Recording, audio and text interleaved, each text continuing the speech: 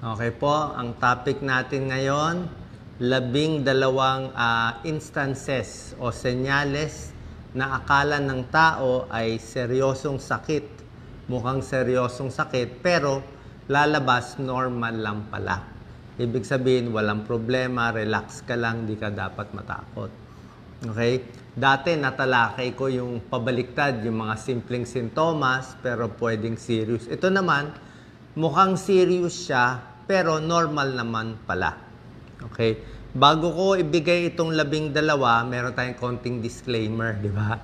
Siyempre, pag yung sintomas, paulit-ulit, matagal, more than 1 week, ay magpapacheck pa rin sa doktor.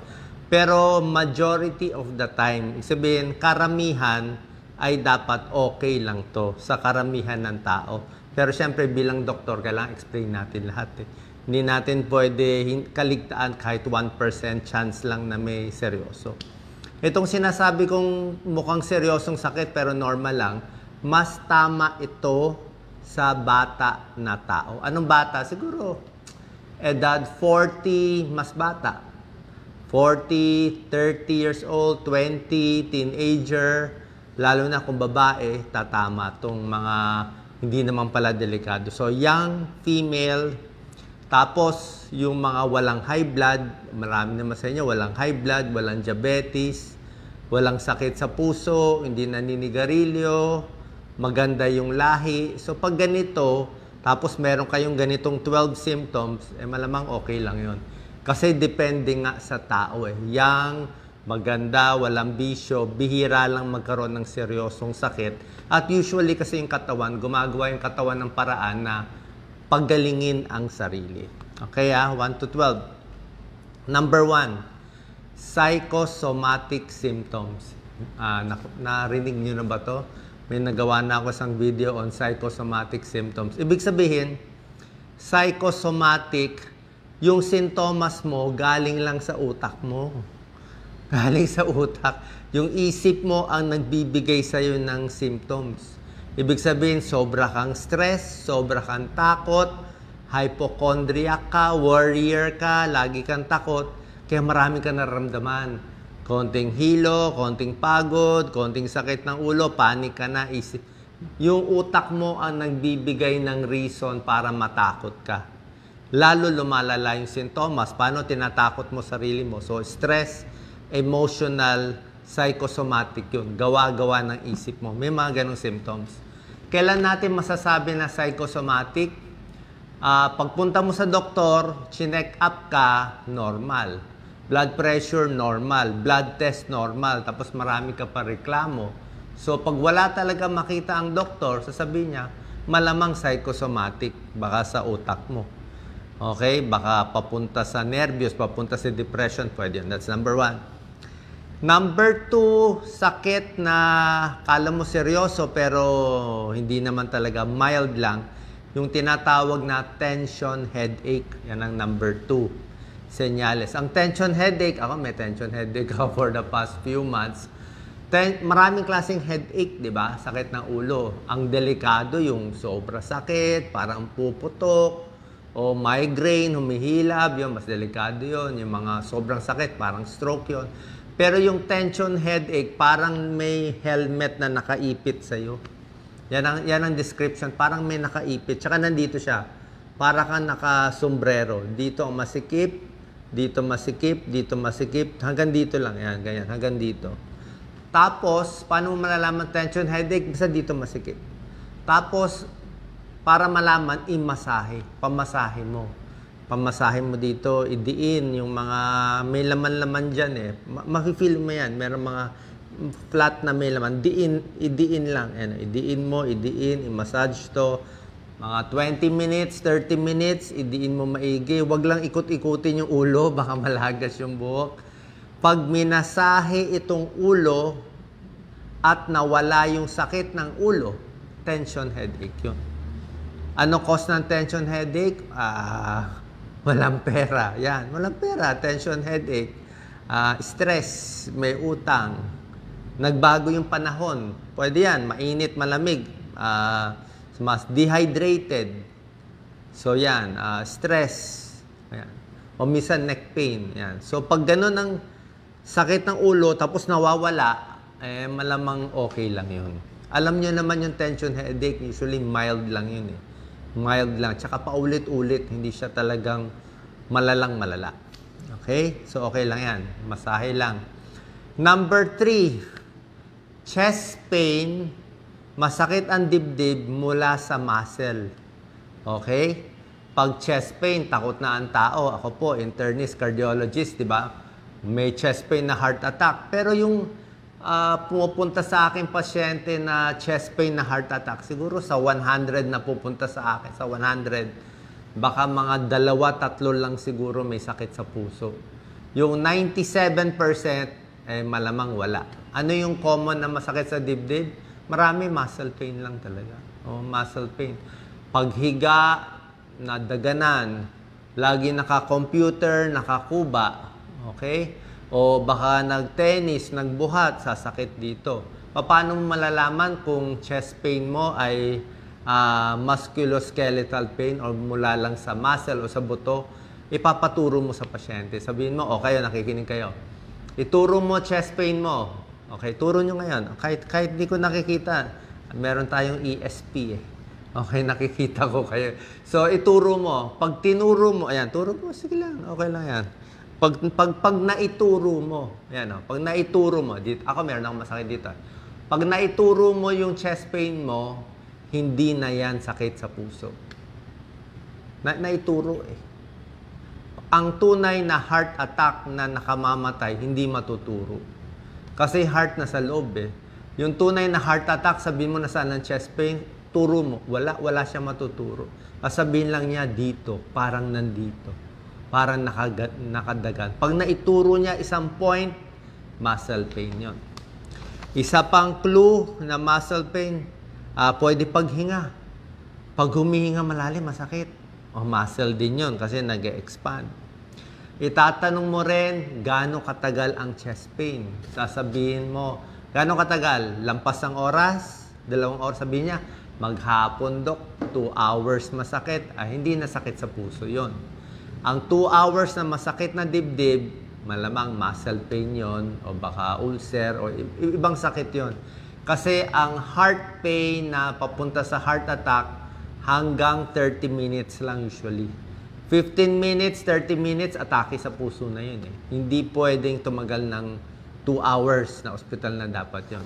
Pag sinabi less than 1 minute, o parang segundo lang, yan, common yan eh.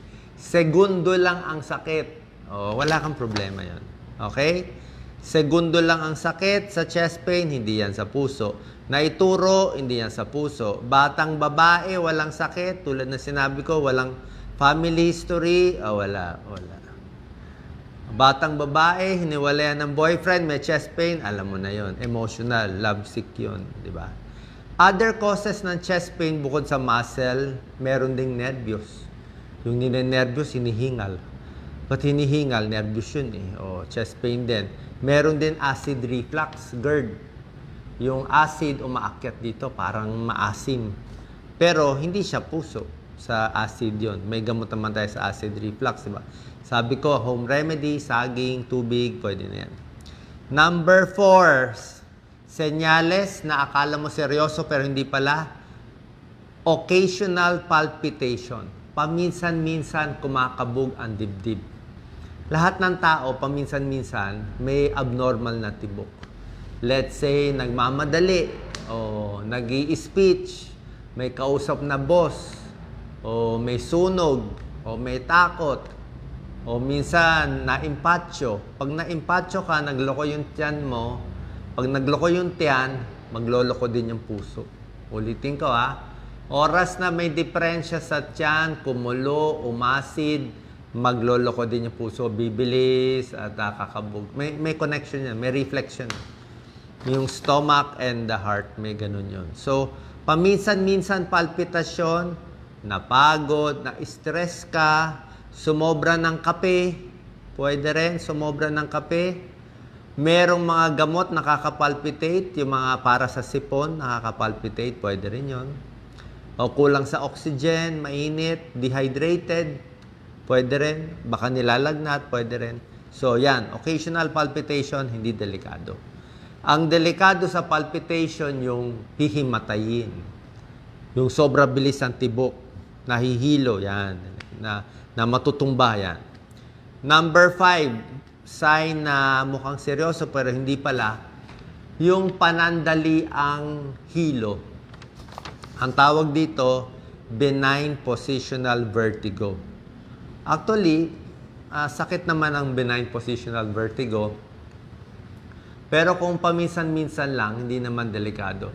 May hilong ganito yung pagtingin sa baba. Yan, tumingin kayo sa baba, tapos parang umiikot. Sa mga matatanda, may ganun na yan. Edad 50, 60, yung tumingin sa baba, biglang, oops, parang hihilo ka. Ano yon? Sa tenga may problema.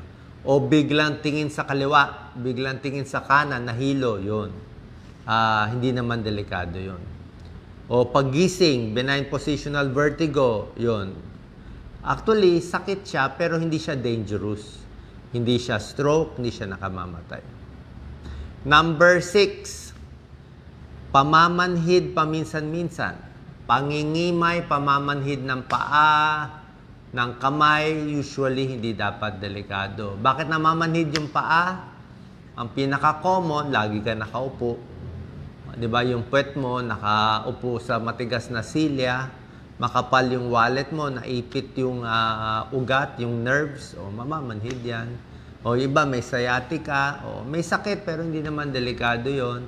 Namamanhid, baka naka-squat, o matagal nakaupo, kulang sa blood circulation. Usually, hindi naman ganun kadelikado. Bagong gising, siyempre, naipit, o yung kamay, naipit mo, namanhid. Usually, mga 30 seconds, 1 minute lang yun, hindi delikado. So, merong pamamanhid from poor position, okay lang dapat. Pero dapat ayusin yon. Stretching, massage, pwede yun, lakad-lakad. Ang ayaw nating pamamanhid yung stroke, di ba? Nang hina, na manhid, na bulol, yun ang delikado. Nerve problem na malala. Number 7, pagod. Okay, pagod na pagod.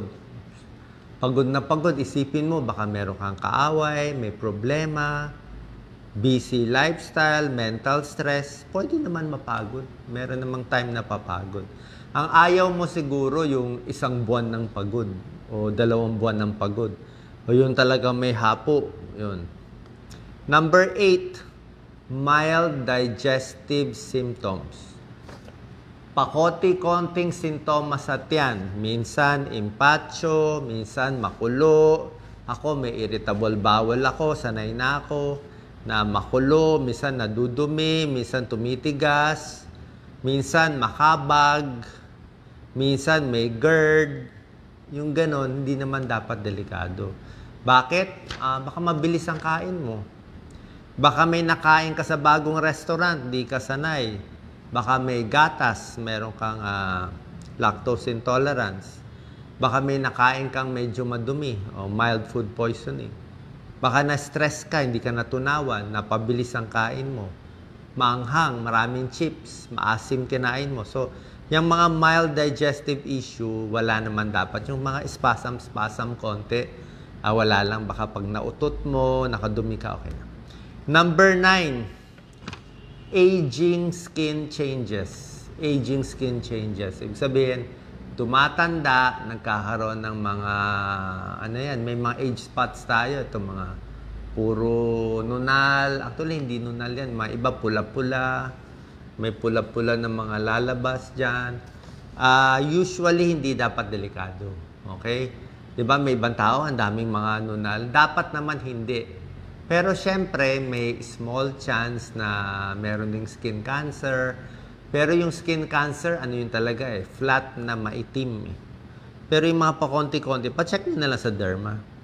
98% dapat wala naman kaso. Okay? Yung mga wrinkles, mga allergy, okay lang dapat yun. Yung iba, merong mga tagulabay. Tagulabay is parang, kalimutan ko yung medical term. Hives. Yung hives. Okay lang yun. Minsan nakagat ka ng insekto, hindi mo nalaman. Number 10, senyales na hindi naman dapat delikado, mild respiratory symptoms. Yung mga problema sa paghinga ng mild lang, tulad ng pag-akyat sa 2 palapag, may hingal na, o baka tumatanda. Diba? Siyempre, pag tumatanda, mas mahina ang puso, mas mahina ang baga, kulang sa kondisyon, hinihingal, kulang masyado mainit, hinihingal, kulang sa exercise, ano pa ba mga hingal? Minsan, air pollution. Naglakad ka sa labas, mausok, nausukan ka.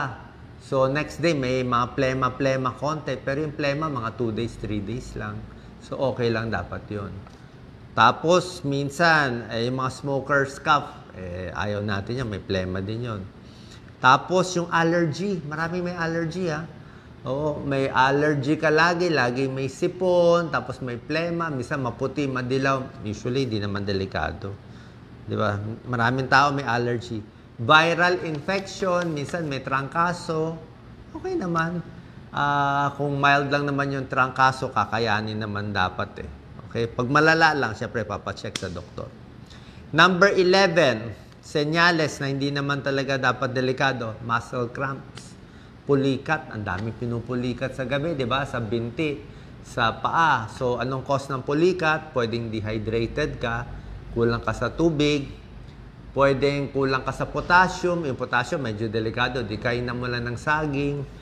Or pwede rin tumigas, sumobra lakad, bagong sapatos, bagong rubber shoes, sumobra lakad, sumobra buhat, sumakit, napagod ka masyado, kaya nag-cramps ka. O baka hindi mo na-stretch sa gabi, o baka naipit mo yung paa mo, pwede rin yun, muscle cramp. So, hindi naman dapat delikado. And number 12, senyales, yung mga may panic, may nervyos, di ba? Panic attack, nervyos, takot, galit. Actually, ang panic attack, medyo anxiety attack. Siyempre, ano siya, sakit siya. Pero kung iisipin mo talaga, wala ka naman dapat ikatakot eh. Kasi wala ka naman sakit. Yung ano lang, nasobrahan ka lang siguro sa stress, sa trabaho. Kaya ka nagpapanik, di ba? Otherwise, okay naman. So anyway, itong mga sinabi kong 12 symptoms, kung dito kayo papatak, di nothing to worry about. Lalo na, tulad na sinabi ko, batang babae, walang high blood, walang diabetes, walang sakit sa puso, walang bisyo, maganda ang lahi, ang lola, ang magulang, mahaba ang edad, okay lang dapat to. Pero, siyempre, kailangan ko sabihin, pag tuloy-tuloy yung sintomas na 1 week, 2 weeks, pag nagbabago yung symptoms, lumalala, wala namang masama, pa-check tayo sa inyong doktor. Okay? So, sana po nakatulong to. 12 na senyales na akala mo seryosong sakit at normal lang pala. I-add ko na rin isang common. Marami nagre-reklamo sa akin, may buto daw sila dito, may bukol daw sila dito sa gitna. Oo, pag sinabi yan, normal yan. Ano yan xiphoid process. Itong ribs natin, may buto talaga tayo dito. So, normal yan. Yung iba sasabihin, may bukol sila dito. Ano yon, Adam's apple. Yung mga lalaki, di ba, merong matulis dito. So, yan ang mga normal yan. Mga normal dyan, mga normal to. Hindi naman dapat matakot. Tapos, minsan, minsan may mga bukol dito, iniisip nila. Ang ginagawa naming doktor, ganito Pag meron ka napansin sa isang kamay mo o isang paa mo na parang bukol, sabi mo, bakit parang may bukol itong paa ko? Tignan mo yung kabilang paa mo. So, pag yung kaliwa mo, parang ganun ang hugis, parang may bukol. Pero yung kanang paa mo, may hugis din, ay normal mo yun. Yun ang normal na ano mo. Parang ako, malaki itong dito ko. Malaki siya. Yan, dito malaki din. So, normal siya. Kaliwa and kanan, kino-compare mo. So, ganun talaga ka pinanganak. So, hindi siya abnormal. Sana po nakatulong tong video. Nakabawas sa stress at mga iniisip ninyo. God bless po. Share po natin.